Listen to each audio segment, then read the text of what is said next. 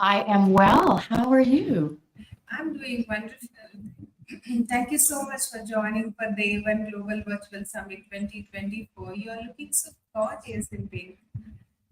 Pardon me? You're looking so gorgeous in pink color.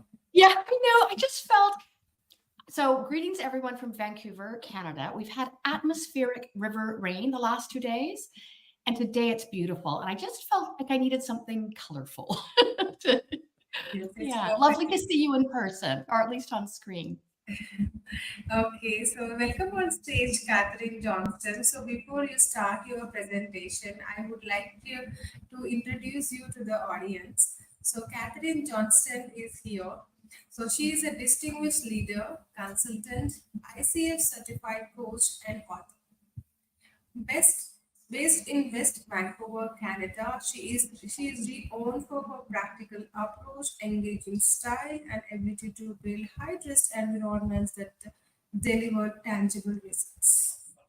Catherine excels in partnering with L&D professionals to develop leadership programs, talent strategies, and competency frameworks that empower individuals to thrive in their roles. Her literary contributions, including co-authoring Boss or Buddy, Balancing Act for Today's Leaders, contributing to developing your global mindset handbook, and co-authoring the upcoming Dynamic Women Leadership Secret Set for release in 2025. Wow, that's really great interaction, Johnston. So yes, the stage is all yours. Good luck. Thank you, Melinda. So I'm pretty sure I can share my slides here, but if I can't, I know you guys will help me. Thank you, Melinda and Safara, for the support. Can everybody see that? Yes. Yes, good. Okay, so I can't see myself, which is probably a good thing. But wonderful. Thank you again. Good morning, late morning from Vancouver. I know it's later in the day for some of you, so thanks for taking the time. Today, I'm going to talk about Boss and Buddy, balancing act for today's global female leader. And when I was asked to speak at this summit, I thought this would be a good topic. It's based on a book I wrote with Lisa some years ago. And it really, that balancing act between boss, the direct, decisive person cutting through versus the buddy who is more the involving coaching definitely has some implications both cross-culturally and for females. So that's the reason I chose that topic for today. And certainly it's applicable for you as a woman leader, if you lead women, if you mentor women, if you coach women, and it absolutely applies to males as well, and frankly, even in family life. So what I experienced, and when Lisa and I wrote this book, it was based on, we just saw leaders really struggling a little bit with all the expectations. And, often they feel it's like tsunami of expectations. And here's a small example.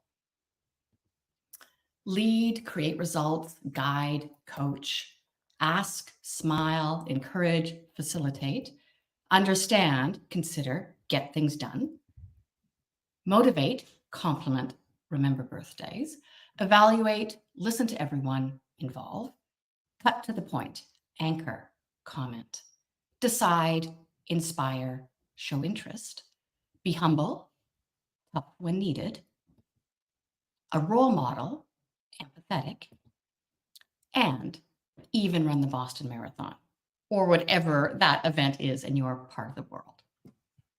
So you can understand that it's no wonder that organizations sometimes experience that people, and women in particular, are reluctant to take on leadership roles. And these expectations don't only come from people around them, it comes from the leader themselves. So what is a leader? Is it the superwoman who flies in, fixes everything, clears all the barriers, and is the hero, in a single bound? Or in the light of all the coaching fever, and I'm a coach myself, so I say that with a smile, is a leader the new mama, the mummy who is there to take care of her employees and protect them and even maybe bubble wrap them a little bit? Um, and so, it is making it, sort of a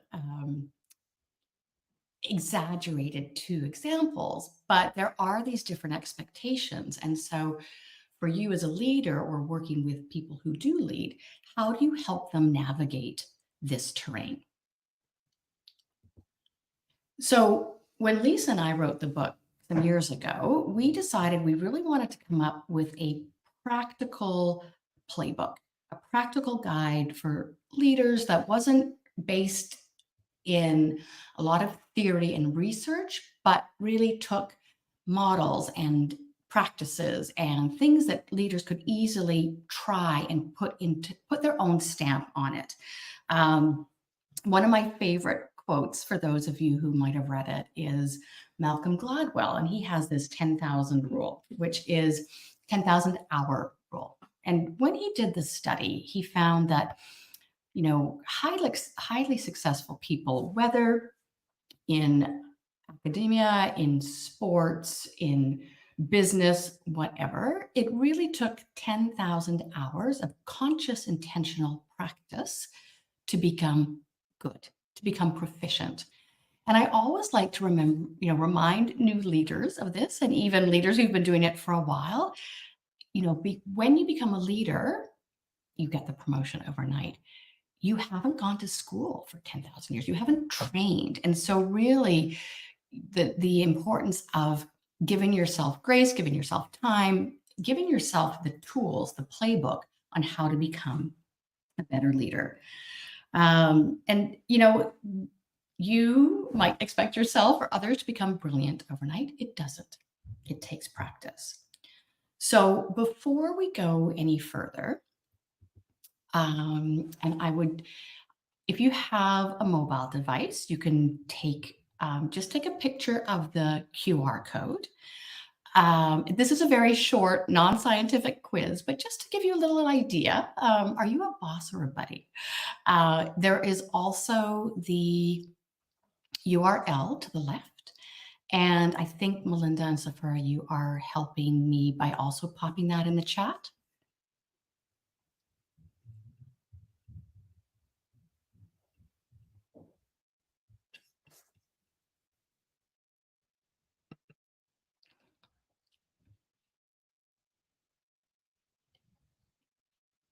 Okay, excellent.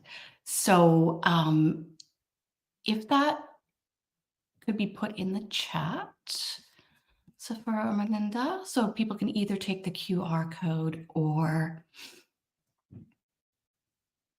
put it in the URL.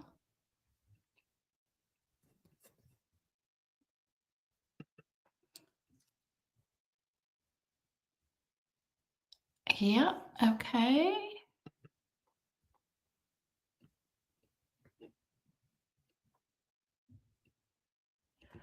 So Melinda or Safira, I would appreciate some confirmation that everybody is able to see this and to take the quiz.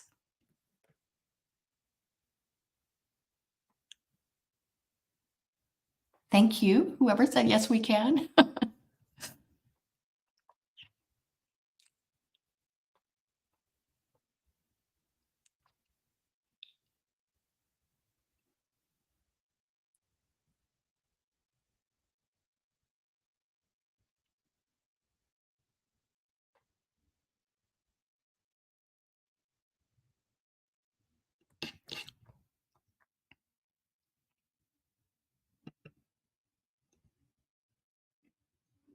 Yes, Catherine. Yeah, excellent. Okay, so I hope everyone has had a chance to finish.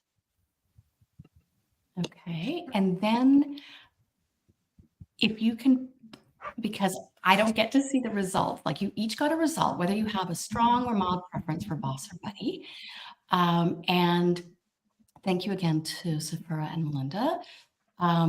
You are creating a poll. So for those of you, if you go, let's see, on the right hand of your screen, and you've got like schedule and then chat, and then there are polls, which looks like 3 barcodes. If you click on that, I think that's where the poll is going to be, right, Melinda and Sephora? Yeah. So everyone, if you want to connect with Catherine, so you just take the screenshot of this code so that it will be directly redirected to the website globalminds.com. Is it right, Catherine?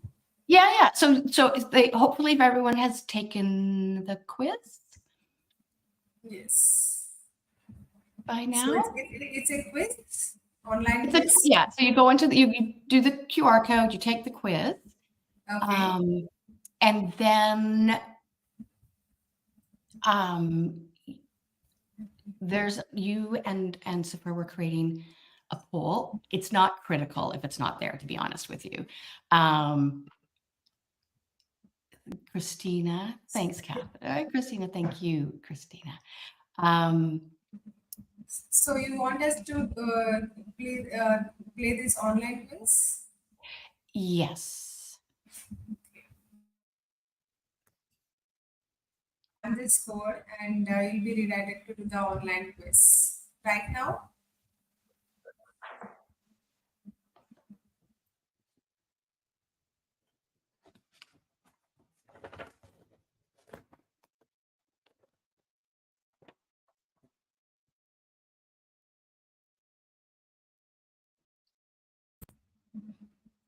Okay. I will also be a part of this. Okay, and then there should be a poll where, and I believe I sent the text to you, Sephora. So if I'm not sure if you've created the poll or how you've done that. Yeah, your team of 10 has done an incredible job and is rewarded with a trip to Hawaii. Unfortunately, the budget only allows for 6 people to travel. What do you do? Oh, no. No, you know what? I am just gonna move on. So I can show you. Yes. Yeah, so let's go back here. Yeah, you stop screen sharing. We cannot see. Yeah, exactly. So what I wanted to know, but it's fine, because it's most important for each of you participating. I want to like get to the good part of this. So I was just curious, who has a strong preference for boss, who has a mild preference for boss, who has a mild preference for buddy, who has a strong preference for buddy. But I know we have time for Q&A at the end, so we can talk a little bit more about that then. Okay, so this is the leadership development, the whole boss and buddy concept.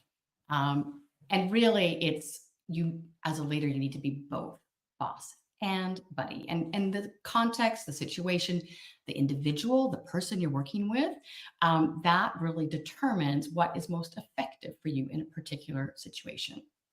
So for the boss role, it's really about, when do you need to set direction? When do you need progress and speed? And when do you need focus?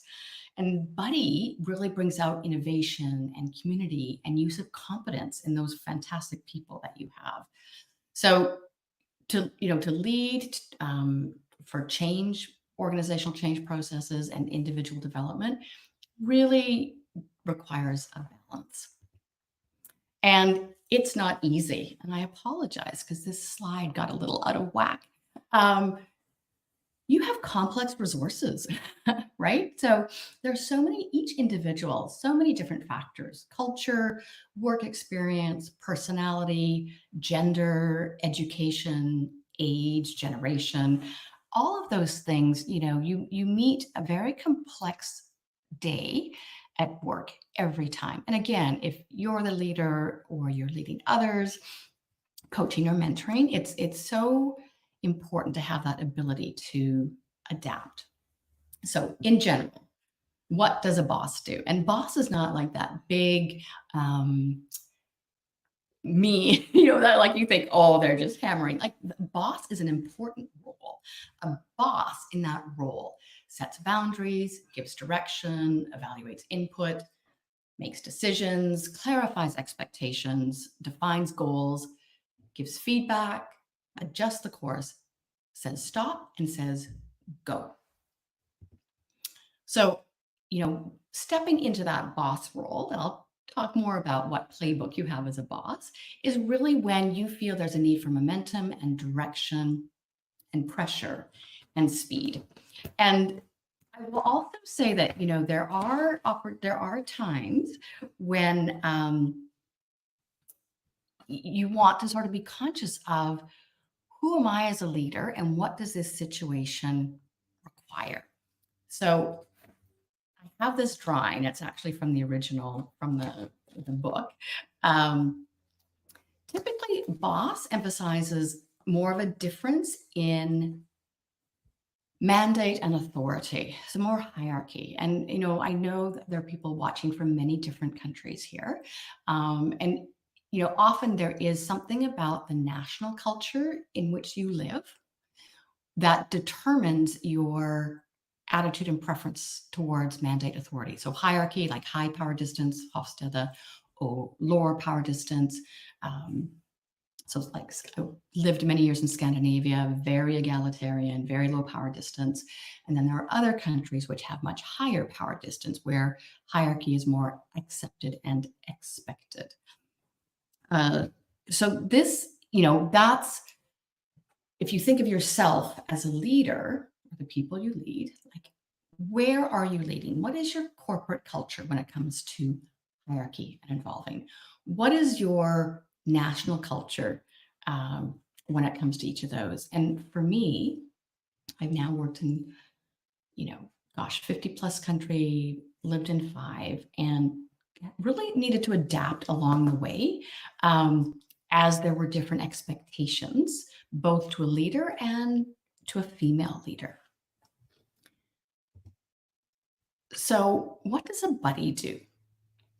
So a buddy really meets people where they are, engages employees, asks questions, listens more than they talk, collaborates, and seeks out competence. So buddy is really about like possibilities, ideas, collaboration. And I always thought people think, oh, buddy is the person, I don't know, you go out for a beer with. Well, you could, but the buddy is not sort of your friendly teddy bear. It really has an important business role, which is releasing potential in people, creating safe arenas for innovation, working together with people, and building trust through relationships. So I can give you an example. When many years ago, I was living in Norway, working in Denmark, and a Spanish director came to do the marketing function of all the Nordics. And he came in and he had all his marketing representatives from different Nordic countries, and he delivered this, like, this is the strategy. And all the Scandinavians and Nordics saying, oh, well, what about this? And I don't know if I agree with that. And, because they are used to being involved. And the Spanish director slammed the table and said, this is not a democracy. Well, you can imagine the impact that had on these Scandinavians who were used to very egalitarian and being involved. So you have to be aware of the style of the country, or not the country even, the individuals, right, that you are leading. So I didn't have a chance really to get an idea of the split amongst all the participants, of all the attendees today. But here are 5 categories. So you see that in the middle: power, motivation, need to be liked, focus, need for control. And above, on the top half of the slide, are more typical attributes for the boss. And on the bottom are the more typical attributes for the buddy role. And I'm not going to read through all of these, but I would like you just to sort of look over them. And then depending on your own preference, typically the majority is mild boss or mild buddy, which elements do you feel apply most to you, like in terms of how you are in your everyday life? And what are some areas in which you might want to develop? Right? So power, motivation, need to be liked, focus, and need for control. I'm just going to give you a few more seconds to look at that. Again, what do you identify with? And what would you like to develop?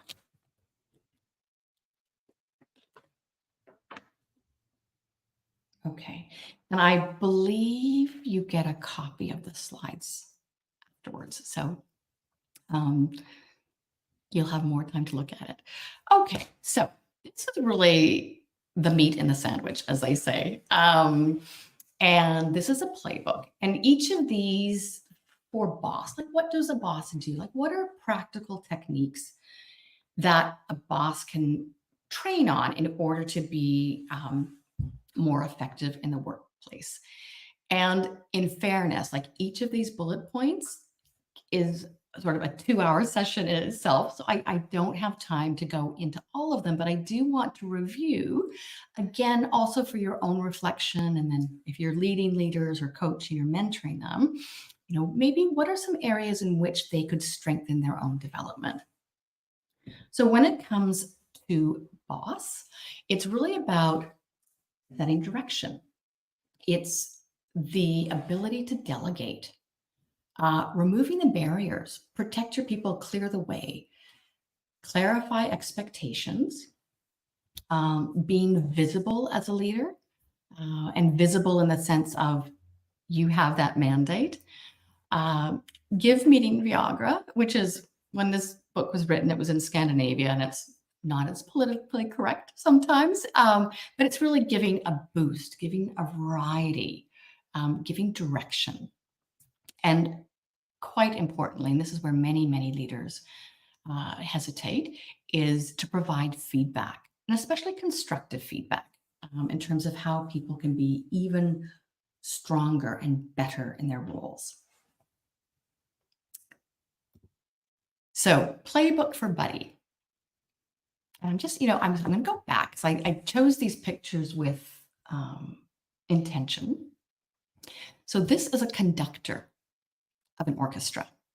And it's not a jazz band, it's an orchestra. Like the director is directing, and they're very definitive roles in decision making here. Whereas for buddy, it's more about nurturing people and bringing them together, hanging out in the hallways or at the coffee machine or going for a walk, right? It's really about getting to know people, building trust, building relationships, involving them, letting him speak while you keep quiet. So that's more like ask more questions and listen rather than telling and giving advice. Not ordering people, so drop the military language, and very much about nurturing and caring. So I feel like this is like the speed version. However, so why do leaders need both boss and buddy? If it's only boss, it's a rule-bound hierarchy. There's not a lot of room for innovation. People are afraid to make mistakes. It doesn't really realize the human potential you have in your team, and it easily shuts down input and ideas from others.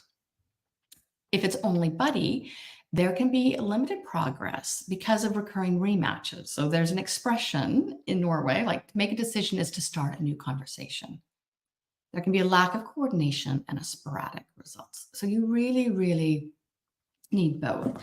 And I can use an example from my own years of when, having grown up in Canada and having grown up in Canada, and then I worked in the US, and then I was in Europe and Norway.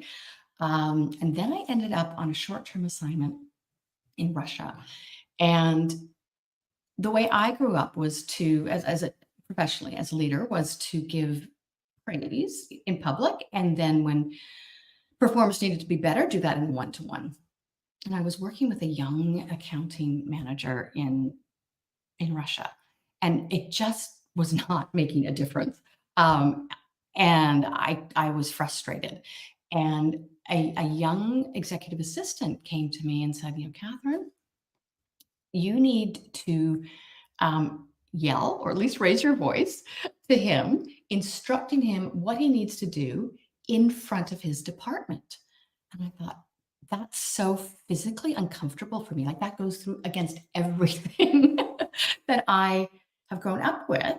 And she said, no, because if you do that, they will know it's this like sort of, crazy expat woman who is making these new instructions, and they won't blame him. And I did it. It worked. I realized, probably this was not the country I was cut out to be a leader in. And it's a bit of a radical example, but that is just something that I experienced. Good. I want to be able to get to questions. So, here's that graphic for you to kind of remember the balancing act between conducting, directing, making decisions, speed and progress, and the nurturing, the asking, and watching people grow and develop. It is a never-ending balancing act. Thank you. This is where you can find me. I would love to connect. I think I've connected with a few of the speakers, but I know there's so many more.